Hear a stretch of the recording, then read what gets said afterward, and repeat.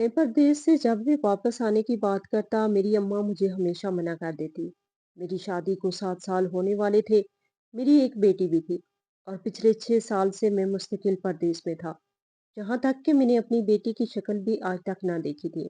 फिर 2 साल और गुजर गए और एक दिन मैं बिना बताए ही वतन पहुंच गया। लेकिन जैसे ही मैंने घर में कदम रखा और अपनी बेटी को गोद में उठाया तो मेरा कलेजा फट गया, क्योंकि मेरी बेटी चीखते हुए जिस रेस्टोरेंट में बैठा मैं खाना खा रहा था, सामने ही मेज पर मियाँ बीवी अपनी 6 साल बच्ची के साथ बैठे थे। इस औरत के चेहरे की खुशी रौनक देखकर मेरा दिल यकबारगी से धड़का था। बच्ची बार बार अपने बाप को पापा पापा कह के बुला रही थी। वो कभी किसी चीज की फरमाइश कर रही थी तो कभी किसी चीज की। बच्ची थी या खिलता हुआ गुलाब। मेरी आंखें खुद ब खुद नम हो चुकी थी। 6 साल का अरसा गुजर गया था। 6 साल और मैंने अभी तक अपनी बेटी को नहीं देखा था। परदेश में मुझे आए हुए ये छठा साल था। एक गहरी ठंडी सांस मैंने भरी, खाने से मेरा दिल उचाट हो चुका था। हालांकि सुबह से अब तक टैक्सी चला चला के थक चुका था। दोपहर को भी ठीक से खाना नहीं खाया था। एक सवारी को मैंने इसी रेस्टोरेंट में उतारा था। मुनासिब सा रेस्टोरेंट था, सोचा खाना यहीं पे खा लेता हूँ। लेकिन सामने मेज पर बैठे मियाँ बीवी और इनकी प्यारी सी बेटी को देखकर मुझे ज़ुनैरा की याद आ गई थी।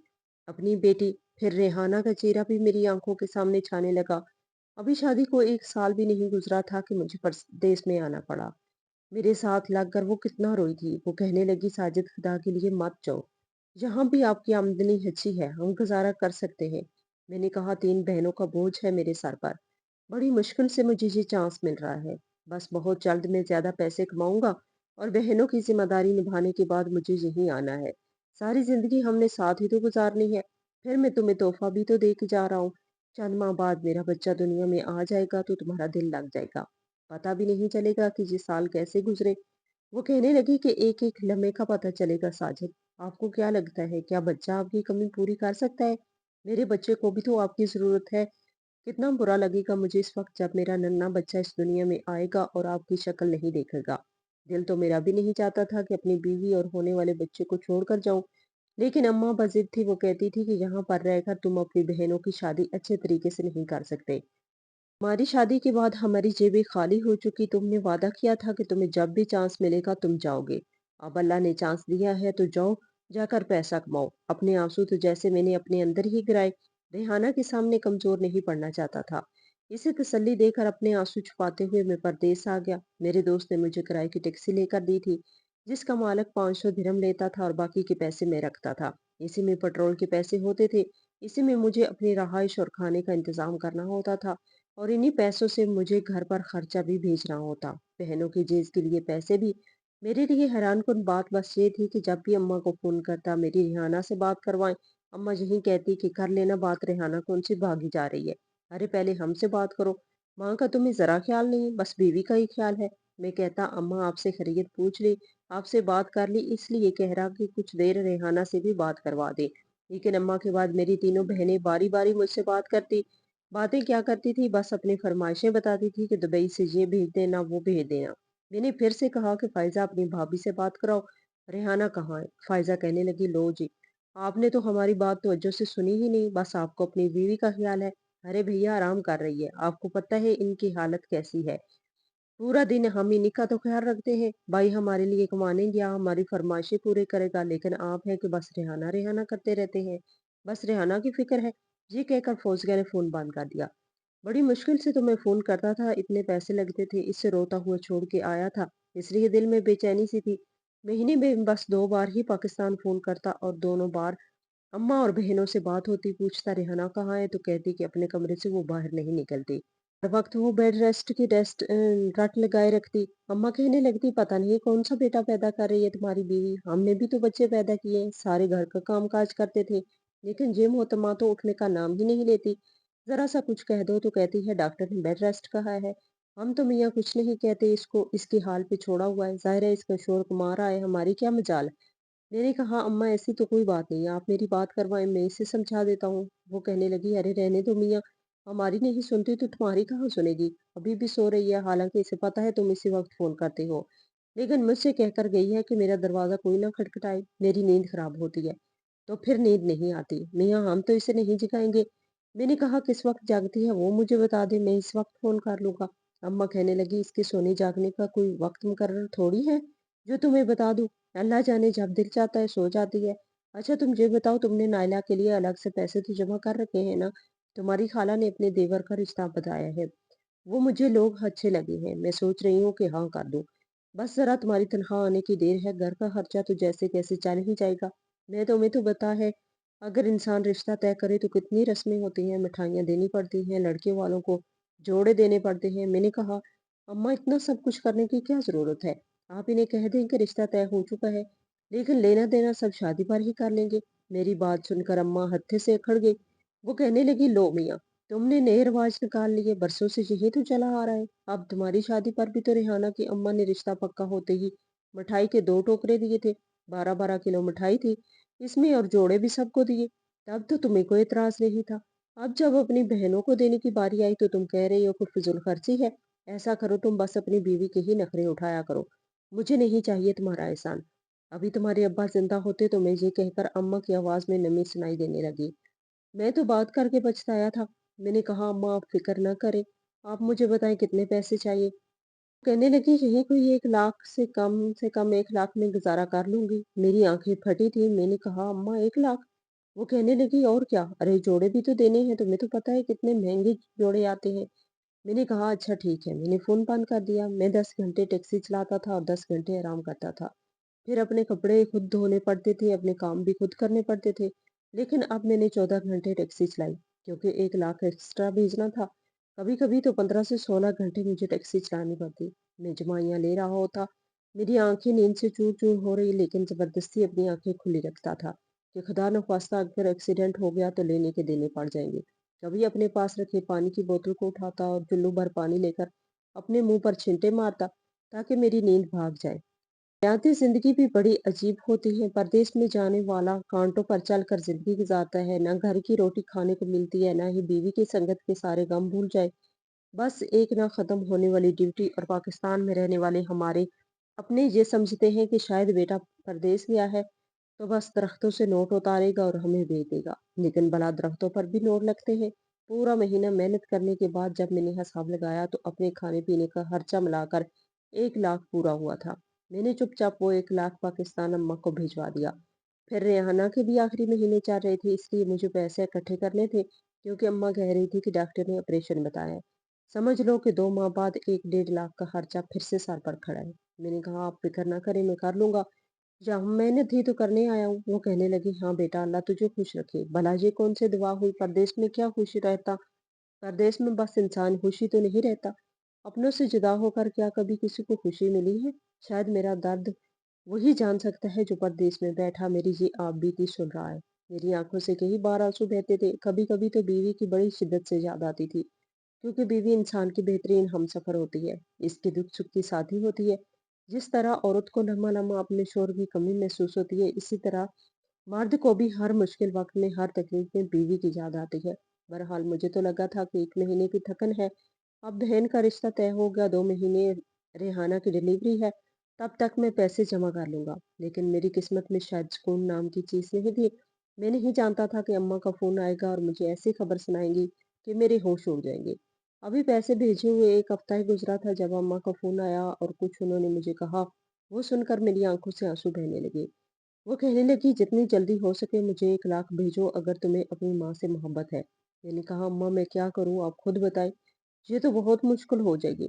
मैं 16-16 घंटे टैक्सी चलाता हूँ और बाकी के घंटे जो बच जाते हैं बस वही मेरे आराम के होते हैं। टैक्सी चलाते हुए मैं खाना खा रहा था।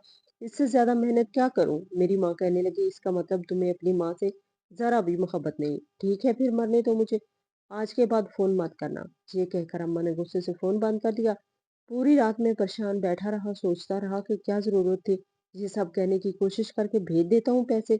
बाहर तो मैंने अपने दोस्त के साथ मिलकर ही खाना खाना शुरू कर दिया था। जहाँ मैं रहता था वहाँ 5 लड़के और थे जो ऐसे ही पाकिस्तान से कमाने के लिए दुबई आए थे। हम लोग जब खाना बनाते तो सब लोग पैसे मिला लेते थे। मैंने इस बार अपने दोस्त की मिन्नत की थी कि मेरे घर में जरा मजबूरी है, मैं इस महीने पैसे नहीं दे पाऊंगा। लेकिन वो जार बहुत अच्छे थे। कहने लगे, कोई बात नहीं, अगली बार तुम ज्यादा दे देना। लेकिन अम्मा के फोन ने तो मेरी रात की नींद ही उड़ा के रख दी थी। डॉक्टर ने इन्हें कहा था कि ब्लड प्रेशर बहुत हाई रहने लगा है, इसलिए दिल का मुआयना करवा ले। दिल के सारे टेस्ट करवाने पड़ेंगे।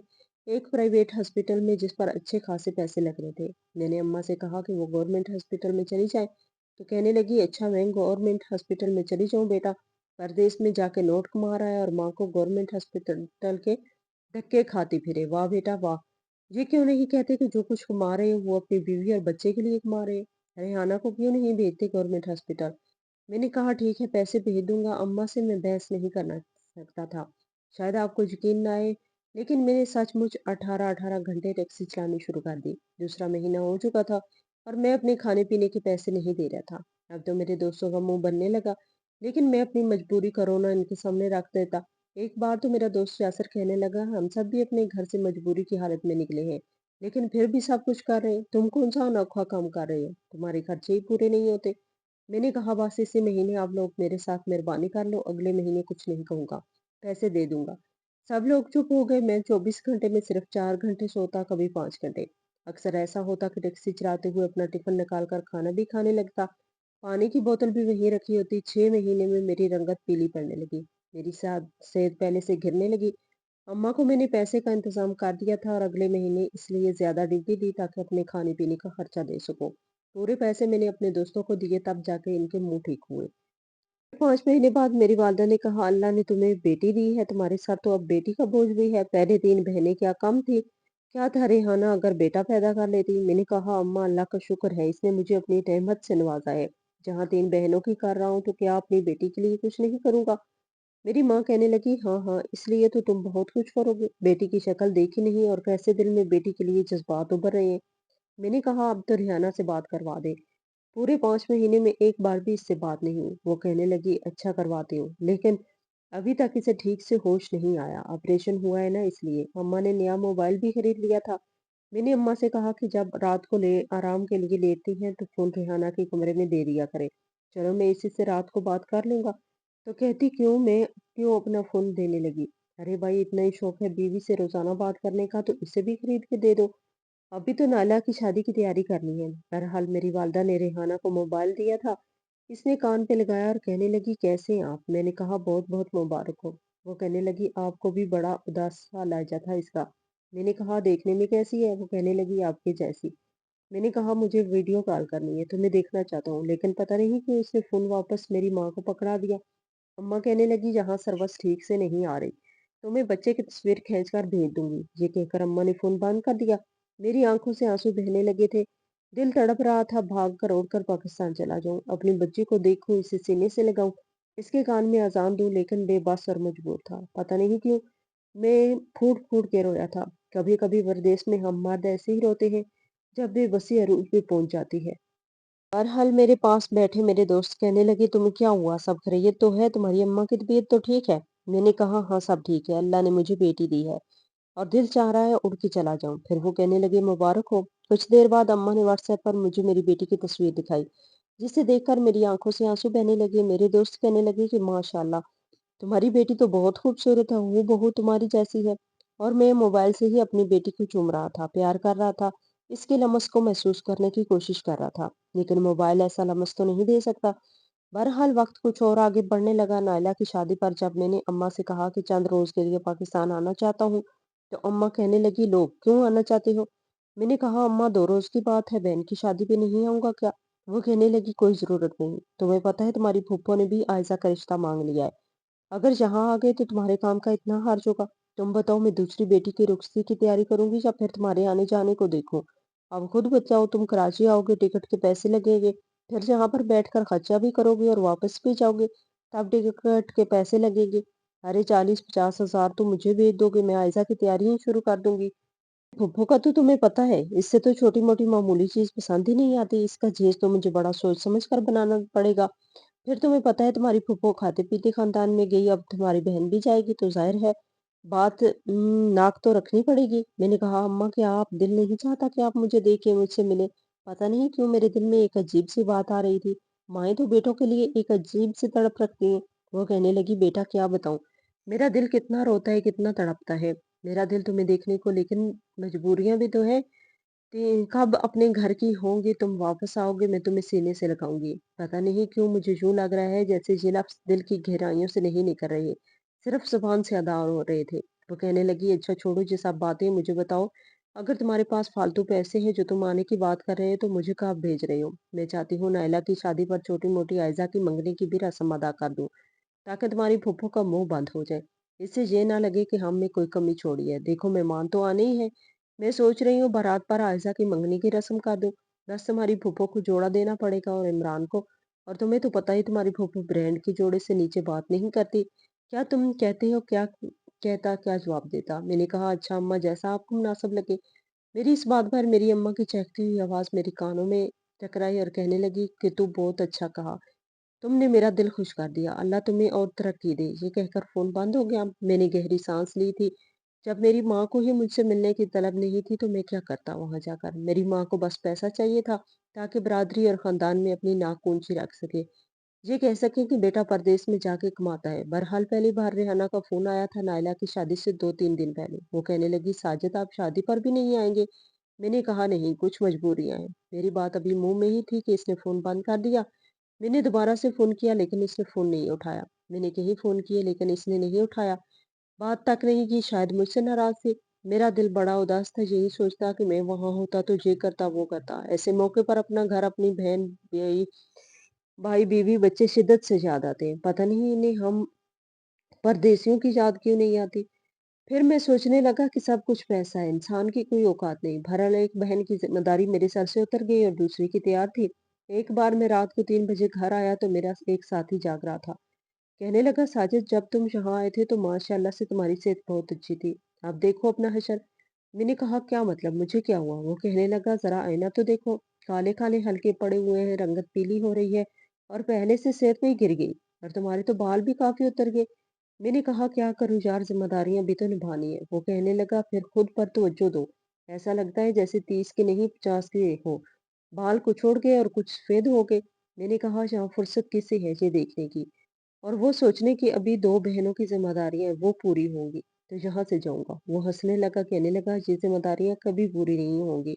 2 बहनों की शादी करोगी, कोई तीसरी और बड़ी ज़िम्मेदारी तुम्हारे सर पर डाल दी जाएगी। अभी तो तुम देखते जाओ तुम्हारे साथ क्या होता है। मैंने कहा, ऐसा कुछ नहीं। अम्मा बड़ा छांट ख ठक कर रिश्ता देख रही है। अच्छे घरों में शादियाँ कर रही हैं और जेस भी आला किस्म का दे रही है।